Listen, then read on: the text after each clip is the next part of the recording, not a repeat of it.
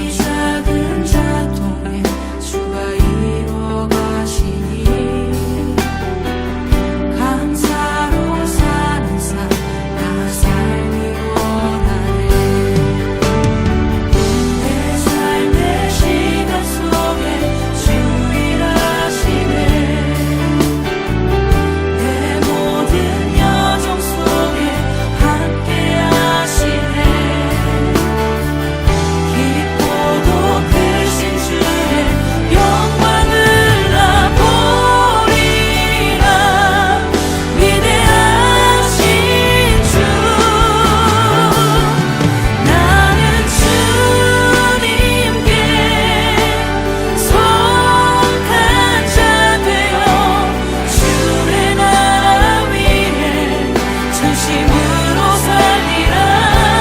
주의 마음에 합한 자 되어 맡기신 소명 이루리. 나는 주님께 속한 자, 나는 주님께 속한 자 되어 주의 나라 위에 전심으로 살리라. 주의 마음에 합한 자 되어 맡기신 소명이. 이 시간 기도하기를 원합니다. 주님, 그렇습니다. 나의 존재가 세상에 속한 자가 아니라 하나님께 속한 자임을 믿습니다. 주님, 오늘도 내게 맡겨진 일을 감당하며 주의 마음에 합한 자로 살아가게 달라고 이 시간 기도하며 나아갑시다. 주님,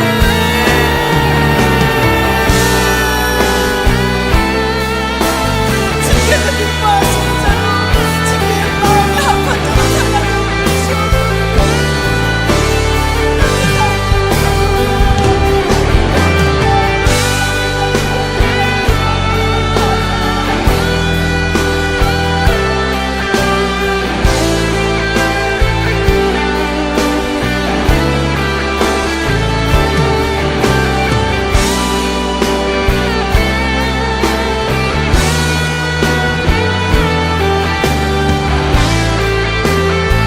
나는 주님께 속한 자, 나는 주님께 속한 자 되어 주의 나라 위에 전심으로 살리라. 주의 마음에 합한 자 되어 맡기신 소명이. 나는 주님께 속한 자, 나는 주님께 속한 자 되어 주의 나라 위에 전심으로 살리라. 주의 마음에 합한 자 되어 맡기신 소명이. 주의 마음에 합한 자 되어 주의 마음에 합한 자 되어 맡기신 소명 이루리. 맡기신 소명 이루리. 맡기신 소명 이루리. 맡기신 소명 이루리. 맡기신 소명 이루리.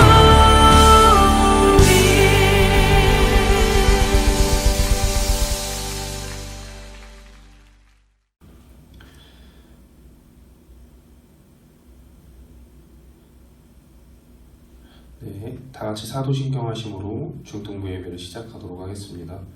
나는 전능하신 아버지 하나님, 천지의 창조주를 믿습니다. 나는 그의 유일하신 아들, 우리 주 예수 그리스도를 믿습니다. 그는 성령으로 잉태 되어 동정녀 마리아에게서 나시고 본디오 빌라도에게 고난을 받아 십자가에 못 박혀 죽으시고 장사된 지 사흘 만에 죽은 자 가운데서 다시 살아나셨으며 하늘에 오르시어 전능하신 아버지 하나님 우편에 앉아 계시다가 거기로부터 살아있는 자와 죽은 자를 심판하러 오십니다. 나는 성령을 믿으며 거룩한 공교회와 성도의 교제와 죄를 용서받는 것과 몸의 부활과 영생을 믿습니다. 아멘. 오늘 우리에게 주신 하나님의 말씀은 사무엘하 18장 31절과 33절입니다. 31절을 함께 봉독하겠습니다. 바로 그때에 그 에티오피아 사람이 들어왔다. 에티오피아 사람이 왕에게 아뢰었다. 높으신 임금님께 기쁜 소식을 가져왔습니다. 주님께서 오늘 임금님께 번역한 자들을 없애버리시고 임금님께 승리를 가져다 주셨습니다. 33절입니다. 왕은 이 말을 듣고 마음이 찢어질 듯이 아파서 성문 위에 다락방으로 올라가서 울었다.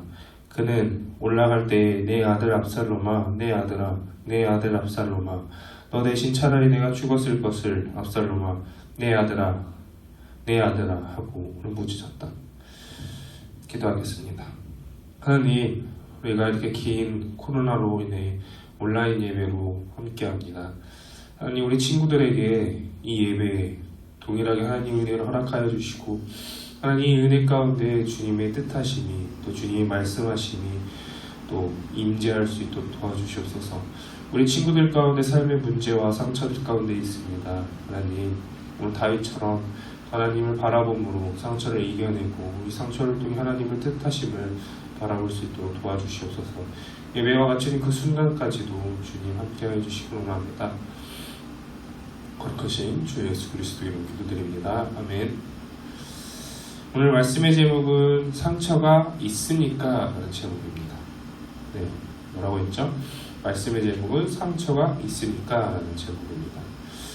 여러분에게 가장 아픈 상처가 무엇인가요?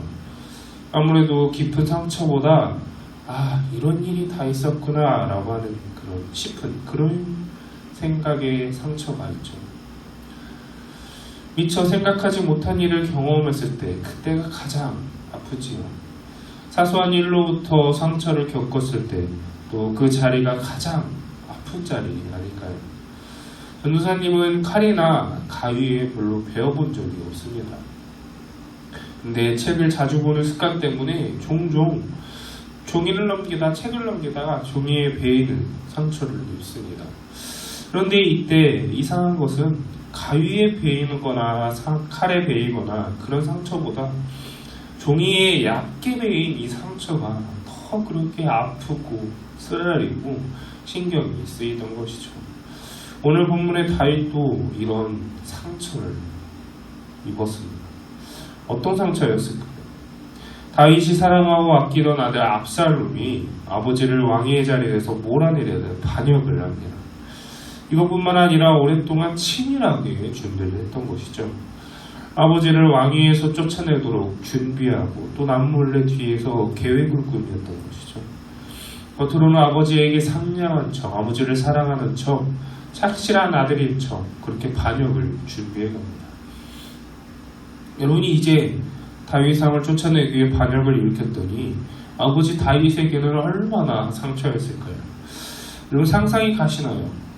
남도 아니고 자기에게 가장 가까운 가족이 이토록 자기에게 상처를 주는 겁니다. 이런 말도 있다고 하죠. 부모의 마음으로는 10손가락 깨물어도 안 아픈 손가락 없다라는 말이 있잖아요. 그런데 압살롬 역시 귀한 또 사랑스러운 아들이었습니다. 그런데 그런 그 아들이 반역을 일으키죠. 아버지를 죽이려고 눈에 불을 켜고 이제 칼을 들고 달려들기 시작합니다. 그런 아버지 다윗은 아들을 피해 압살롬을 피해 신발도 제대로 챙기지 못한 채 신지도 못한 채 도망쳐야만 했습니다. 그런 압살롬이 본문 18장 쭉 보니 어떻게 되었다고 기록되어 있죠? 결국 반역을 실패하고 압살롬 자신에게 처참한 최후를 맞이하게 됩니다. 이제 다윗은 이 소식을 듣게 됩니다. 첫 번째로 상처 앞에 이 모든 것이 하나님의 은혜입니다 라고 생각합니다. 이것 하나면 되는 것이죠. 31절 함께 읽겠습니다. 바로 그때 그 에티오피아 사람들이 들어왔다. 에티오피아 사람이 왕에게 아뢰었다. 높으신 임금님께 기쁜 소식을 가져왔습니다. 주님께서 오늘 임금님께 반역한 자들을 없애버리시고 임금님께 승리를 안겨주셨습니다.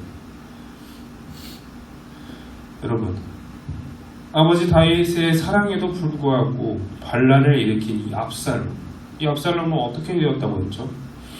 자신이 들었던 칼을 자신에게로 향하게 되었습니다.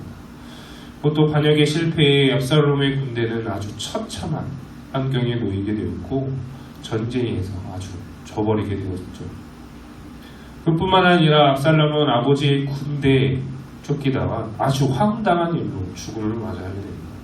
구절을 보면 이렇죠. 압살롬은 노새를 타고 있었는데 그 노새가 큰 상수리 나무에 울창한 가지 밑으로 달려간 뒤 그의 머리채가 상수리 나무에 휘감기는 바람에 그를 공중에 매달리고 그가 타고 가던 노새는 빠져나갔다. 이에 10절을 보면 뭐라고 하죠? 다윗의 군대 장관인 요압 장군이 이 사실을 놓치지 않고 그냥 또 지나칠 수도 없고 바로 압살롬에게 달려갑니다. 바로 압살롬은 머뭇거리지도 않고 이 압살롬이 매달린 나무로 향하죠. 14절 말씀을 보면 요압은 너 하고 이렇게 꿈을 꾸는 시간하고 없다 라고 말한 뒤에 투창 세 자루를 손에 들고 가서 아직도 상수의 나무의 한가운데 산채로 매달려있는 이 압살롬의 심장을 꿰뚫었다라고 기록되어 있습니다. 이제 압살롬은 반역에도 실패했고요. 이렇게 황당하게 죽은 것도 모자라서 한 나라의 반역자로 일평생 기억되게 되었던 것이죠.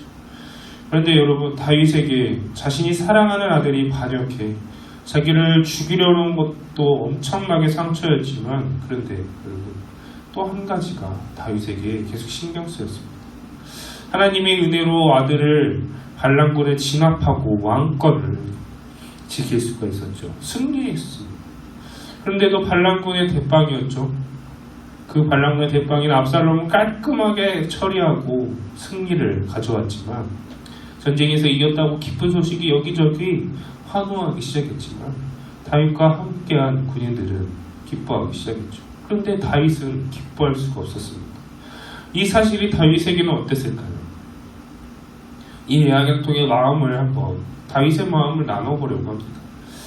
전도사님의 어머니도 큰 수술을 받으셨죠. 수술을 받으시고 병실로 향하셨을 때, 병실에 누워있는 모습을 보았을 때, 항암이라는 주사기를 꽂고 계셨을 때, 기력을 다하셨을 때 마음이 크게 아팠던 기억이 납니다. 당시 수술을 받으신 어머니처럼 제게도 상처였지요. 왜 이런 일이 내게 있는지 하나님께 상처를 받은 듯 했습니다. 또 어머니의 수술 자국이 너무 커서 정말 놀랐습니다. 수술을 받으실 때와 어머니가 얼마나 힘들고 고통스러웠을까 생각하니 마음이 더 아팠지요. 그런데 다윗의 마음도 그렇지 않았을까요? 처음에는 못난 아들을 둔 자신 탓에 그 아들놈이 또 자신을 죽이려고 칼을 들고 달려드니 그것도 내 탓이니 하고 마음에 상처가 들지 않았을까요? 그런데 여러분, 종종 어머니에게 그때 그 수술받은 상처를 물어보면 이제는 괜찮다라고 말씀을 하십니다. 여기에 가만 보면 다윗도 상처로 은혜로 이겨나가고 있는 생각이 번뜩 들었어요. 상처를 통해서 하나님의 은혜로 이겨나가고 있는 것을 보았습니다. 그리고 저는 어머니 상처를 보며 무릎을 치며 고백했습니다. 아이고 하나님 감사합니다. 상처를 통해서야 하나님의 은혜를 알게 되었습니다. 너무 감사합니다. 고백했던 것이죠.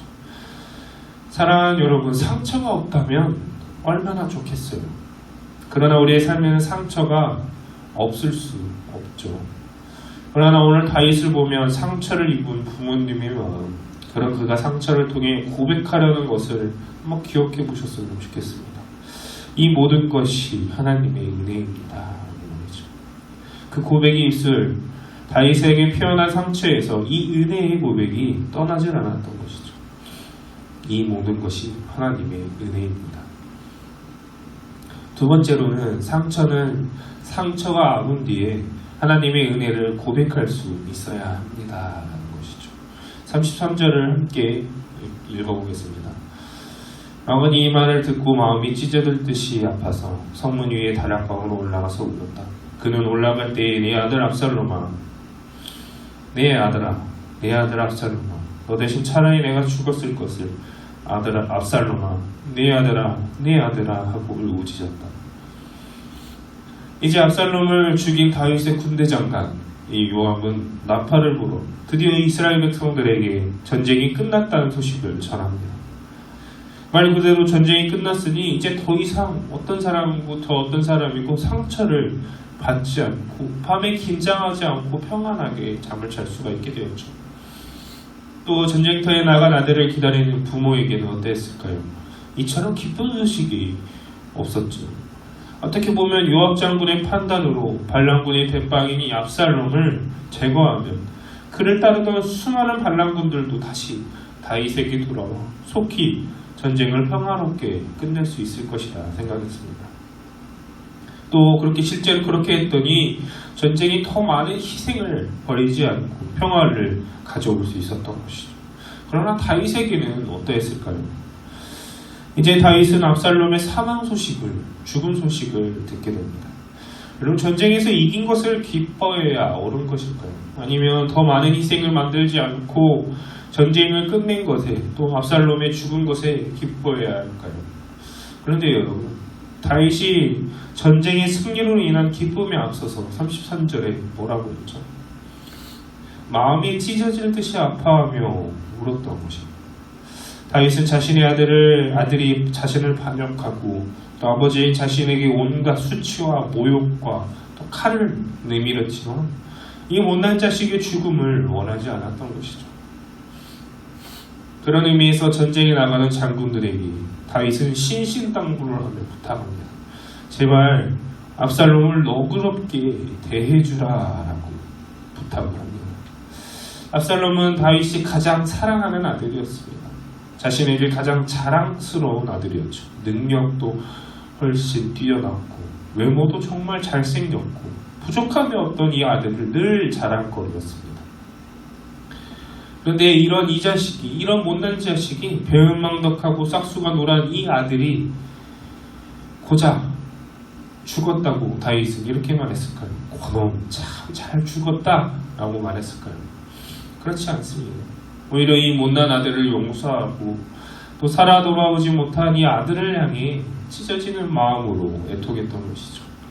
오늘 부모의 마음, 죄로 인해 하나님으로부터 멀리 떨어진 하나님의 마음도 이렇지 않을까요? 우리가 지금 겪고 있는 상처, 여러분들이 지금 지나가고 있는 상처의 긴 시간이, 여러분이 지나가고 있는 삶의 상황이 상처의 흔적이 될 수 있습니다. 그러나 시간이 지나면 이 상처는 아물게 되겠지요. 그리고 우리는 상처를 넘어서 지난 삶의 고백을 다윗처럼 이렇게 성숙하게 고백할 수 있었으면 좋겠습니다. 하나님 감사합니다. 하나님께서 함께 하셨습니다 라는 고백을 말하죠. 이런 감사의 고백을 다윗처럼 상처 앞에 상처의 흔적을 바라보며 고백할 수 있었으면 좋겠습니다. 우리가 당장 겪는 고통과 아픔은 앞이 보이지 않을 수 있지만 상처는 곧 딱지가 지게 되죠. 그 딱지를 바라보며 여러분 다시 한번 고백할 수 있었으면 좋겠습니다. 하나님 감사합니다. 하나님께서 함께 하셨습니다. 사랑하는 여러분, 이런 예배를 준비하면서 이런 글을 보았습니다. 내셔널 지오그래픽에서 상처가 난 동물들은 어떻게 상처를 치료할까라는 주제의 방송을 보았다라는 글이었죠. 후기를 남긴 글이었나 봅니다. 그런 의미에서 글의 내용은 이러했습니다. 방송에 따르면 동물의 왕 사자는 다른 사자와 싸우거나 사냥을 하다가 다치면 바위 위로 올라갔다. 여러분, 왜 상처가 난 사자는 왜 바위 위로 올라갈까요? 그 이유가 뭘까요? 사자는 그렇게 상처를 바위 위에서 드러내 보이고 눕는다고 합니다. 왜 그럴까요? 그렇게 햇볕에 상처가 내리쬐도록 들어 눕는다고 합니다. 그렇게 신기하게도 사자의 상처는 햇빛 바르고 햇빛을 쐬면 많이 회복이 된다라고 하죠. 사랑하는 여러분, 이 이야기는 우리 모두에게 저마다의 상처가 있다라는 것을 보여줍니다. 강해 보이는 사람이든 사자와 같은 사람이더라도 모두 상처가 있죠. 그 상처를 회복하는 방법은 사자가 빛을 향해 드러눕듯이 오늘 우리에게도 여전히 우리를 향해 비치시는 이 빛, 하나님의 빛을 통해 주님을 향해 상처를 드러내 보이시면 됩니다. 그 빛이 주님의 이름과 사랑의 능력과 십자가의 죽으심까지 하신 그 사랑으로 오늘 이 빛, 회복의 빛을 여러분들에게 향하고 있음을 여러분들이 꼭 믿고 그리 여러분의 상처를 보여주시길 바랍니다. 기도하겠습니다. 하나님 감사합니다. 오늘 우리에게 수많은 상처와 수많은 아픔 가운데 주님께로 내어놓기를 원합니다. 주님께로 향하기를 원합니다. 하나님, 여전히 우리가 상처를 받지 않을 수는 없지만 이 상처를 통해서 하나님의 뜻하심과 하나님의 계획과 하나님의 일하심으로 나아갈 수 있도록 도와주시옵소서. 거룩하신 주 예수 그리스도의 이름으로 기도드립니다. 아멘. 우리 주기도문 하심으로 우리 중동부 예배를 마치겠습니다. 하나님에 계신 우리 아버지, 아버지의 이름을 거룩하게 하시며 아버지의 나라가 오게 하시며 아버지의 뜻이 하늘에서 같이 땅에서도 이루어지게 하소서. 오늘 우리에게 일용할 양식을 주시고 우리가 우리에게 잘못한 사람을 용서하여 준 것 같이 우리 죄를 용서하여 주시고 우리를 시험에 빠지지 않게 하시고 악에서 구하소서. 나라와 권능과 영광이 영원히 아버지의 것입니다.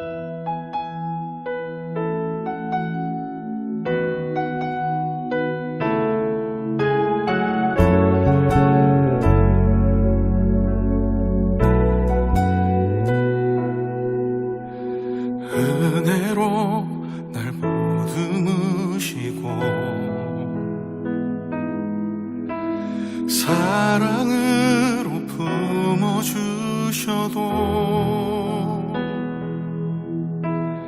내 마음 한 자락도 지키지 못하는 이 모습 부끄럽습니다. 따스한 곁을 내어주신 주님 앞에 나갑니다. 표현 못할 긍휼로 나를 붙드시는 주 이름만 바라봅니다. 매일 마주한 슬픔을 견뎌나가며 주 예수의 마음을 닮아가네. 두려운 걸음마다 주가 동행하니 주 의지하며 오늘을 걷네.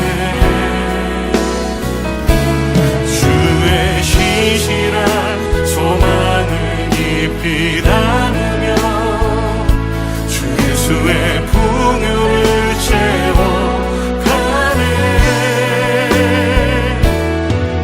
하나님의 자녀로 명예 지켜가며 깊어진 삶을 주께 드리네.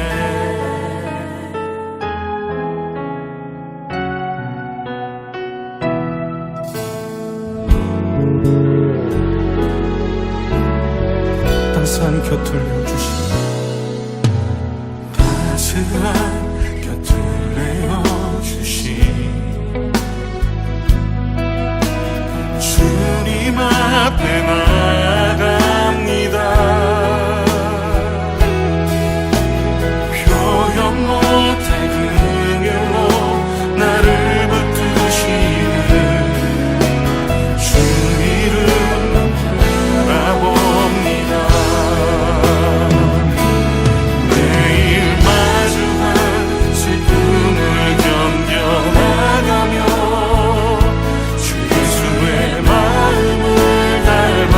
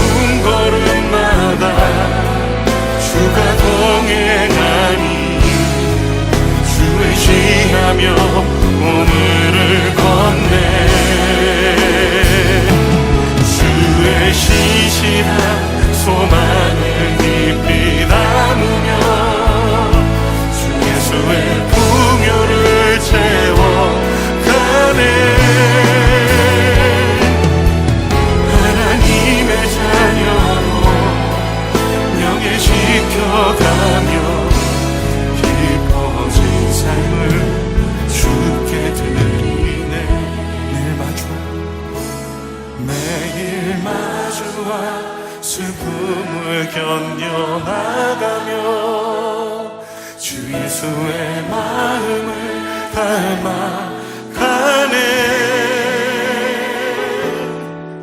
두려운 걸음마다 주가 동행하니 주 의지하며 오늘을 건네. 주시지